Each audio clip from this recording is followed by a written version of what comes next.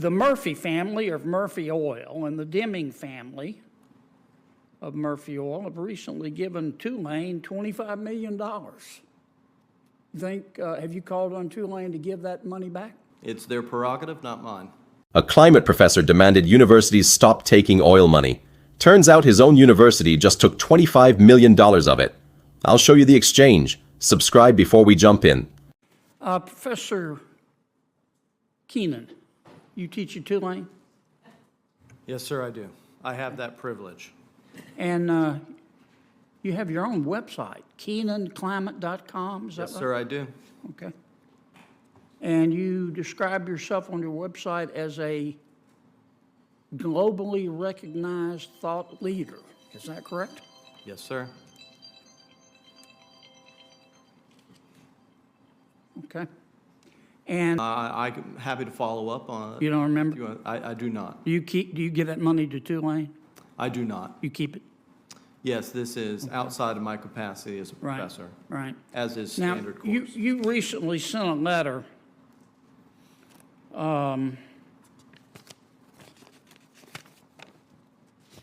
you recently joined a lot of other academics. You signed a letter demanding that elite institutions and universities stop accepting money from fossil fuel companies. Is that correct? This is correct. You consider Tulane an elite university? I would like to think that we have a high standard of excellence in our education and our research. Okay. Well, the Murphy family of Murphy Oil and the Deming family of Murphy Oil have recently given Tulane $25 million. Have you called on Tulane to give that money back? Well, it's not, they didn't give that money to my unit or the department or school that I work in. Have you called on Tulane to give that money back, or you think that's okay for them to keep it? It's their prerogative, not mine. Okay. Yet you just signed a letter saying that all elite universities should refuse fossil fuel money. Did you put a footnote in there and say, except my own? Well, what I'd like to say, Senator, is that I believe it raises a conflict of interest for those that research climate change that are supported by the fossil fuel industry. But then why don't you ask Tulane to give the $25 million back? Well, I think in the context, if that money were to be used to support climate research, information, disinformation, or whatever it may be, then that may be an appropriate conflict of interest. But I think in the context of which you don't see the hypocrisy here? It is a hypocrisy in those that may read and interpret it as such. Maybe it's like Washington. If there weren't double standards, there wouldn't be standards at all. Let me ask you this. You also participated in another article here criticizing Houston for building new buildings and McMansions. And you said, I'm going to read your quote. I don't want to misquote you, Professor.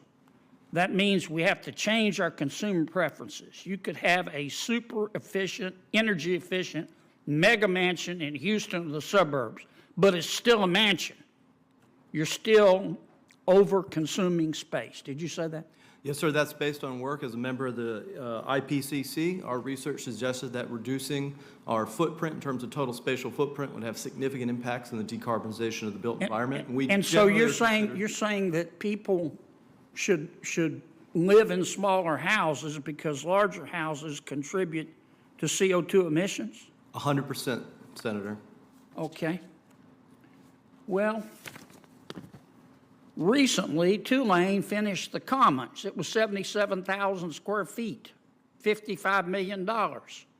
Recently, Tulane finished the Gold Ring Woldenberg Business Complex, $35 million to complete, 92,000 square feet. Boy, that's a McMansion.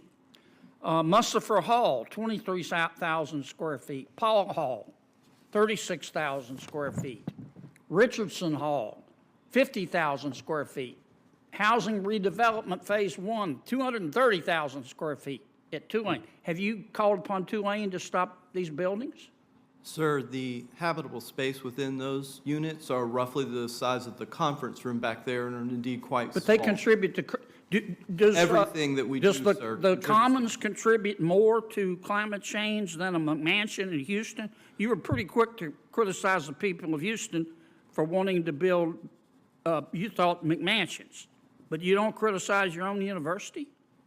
I don't find that to be equivocal comparison between space meant for students who must reside at a university. You don't see and the those that- hypocrisy in that? It is your finding and interpretation, sir. But you don't see the irony of the hypocrisy? I'm going to go ahead and say no. Okay. I kind of gathered that would be your answer. All right, citizens, let me break this down. Keenan signed a letter saying elite universities shouldn't take fossil fuel money. Kennedy points out Tulane just took $25 million from an oil family. Keenan's answer? Not his call. That's on the university. That's contradiction number one. This isn't really about one professor. It's about how often the people lecturing the rest of us don't hold themselves to the same standard. Kennedy just made him say it out loud. Should professors who take fossil fuel money still be allowed to lecture others about taking fossil fuel money? Yes or no? Drop it below.